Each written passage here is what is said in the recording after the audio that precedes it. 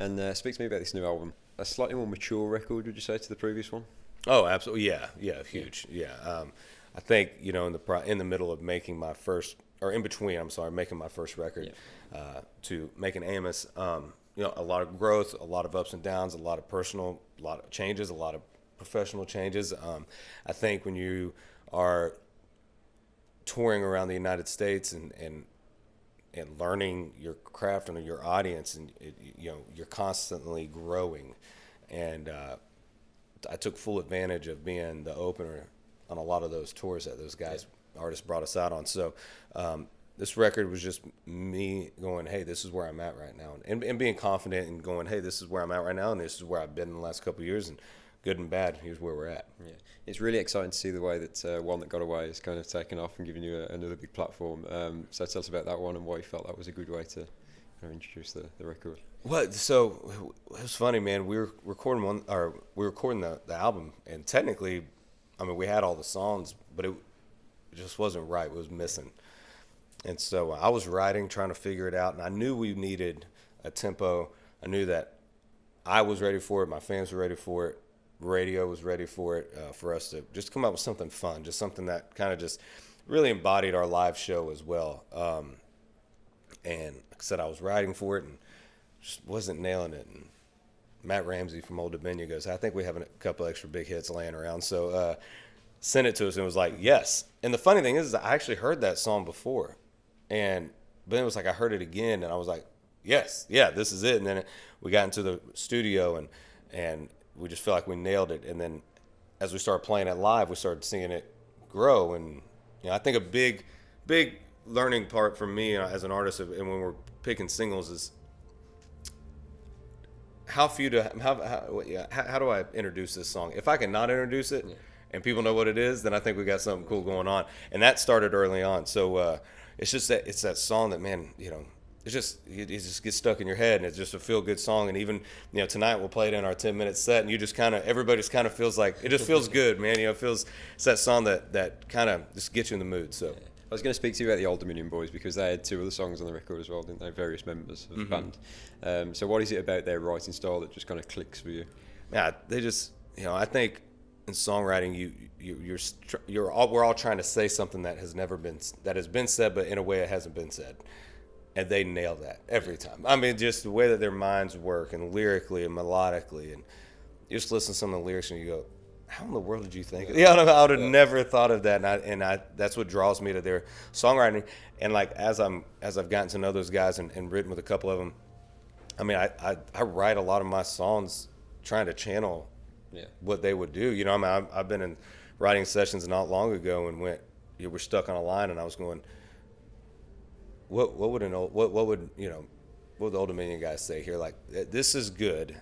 Yeah. This line's good, but how could we twist it to make it that much better? And I think that's what they just nailed it on that. And I think that even their albums, it's like just release whatever song you want. Like they're like just whatever single you need. Like everything they touch turns to gold at the moment. Yeah, they're just on fire right now. And I think that's it. I think because they don't settle. Line for line, word for word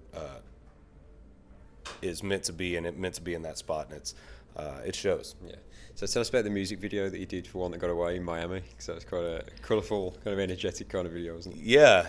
It was. We wanted something that was, again, would show our live show, that showed the song, but also was different. Put me in a different light. I've never been in that role in a music video before, and I think we wanted it to be vibrant. We wanted it to be that like I said, that fun feel that the song is, and we thought, what better place in Miami, but not like where you go to be a tourist in Miami. Like, let's go to the heart of Miami. Let's see what the real what the real thing is, and everybody that acted in the video, obviously besides myself, was from Miami. The main leading lady, her and her family from Miami, so they really took us into some really cool back parts that were just alive, and just kind of had that Miami vibe and that feel good feel that the song has. And I think, I'm sure that in Miami there's been plenty of nights where somebody was like, I don't know how long this is going to last, but it's going to be one hell of a one that got away as soon as it does. So we felt that Miami was a great place for it. And you've just released, recently released an acoustic version of Dancing Forever, which is one of my favourite songs. Yeah. So tell us a little bit about that one and how you kind of reinvented that song. That song's been reinvented to me, I think, so many times, from hearing it, cutting it to now. I originally thought that song, I've got very, very fortunate with my family of being very supportive of what I do. And so I thought, man, that's a real cool song for like my parents, my dad, my community, of just really wanting to watch me dance forever and just do my thing. And then I thought, well, it's kind of like it'd be like my little sister got married, like her and my dad, that's their first dance. Like it's that graduation song. It's that a parent letting go, you know what I mean? Or whatever it is.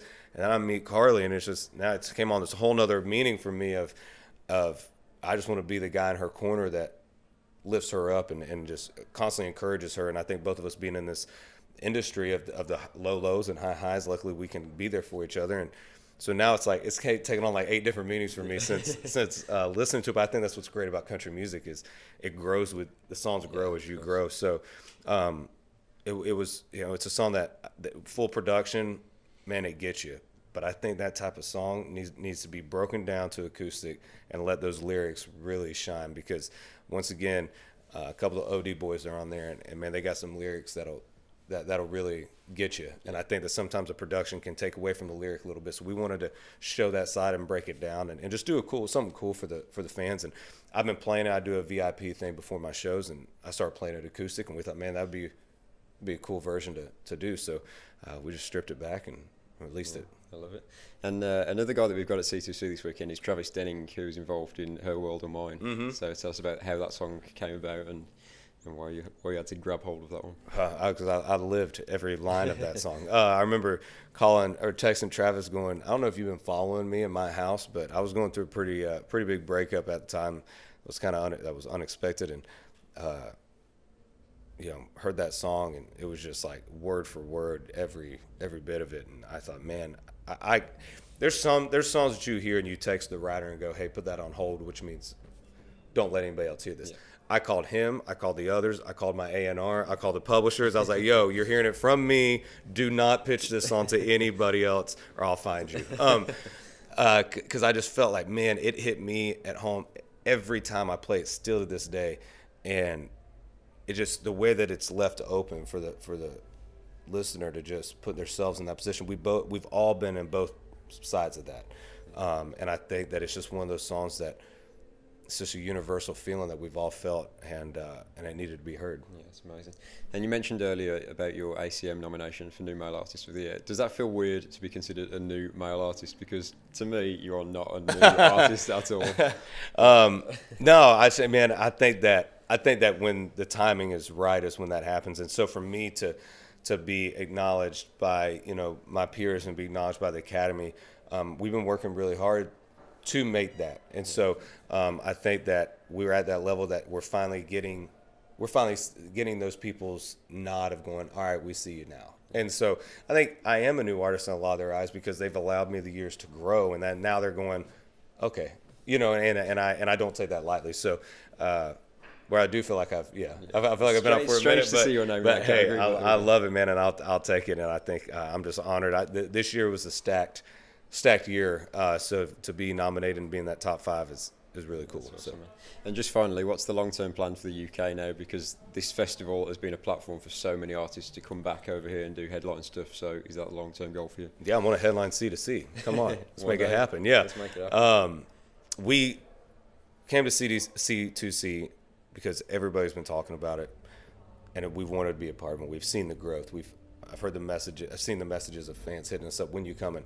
But I also wanted to come to C2C so we can get in front of this fan base and come back and headline shows and build something big here, so we can come over here and show everybody what we've been doing for years in the States, but finally bring it over here and grow this market. Yeah, so very cool. Well, it's good to have you here, Michael. Thank you for giving us a few minutes of your time. Appreciate it, and we'll hopefully catch you up very, very soon. Awesome. Thank you, buddy.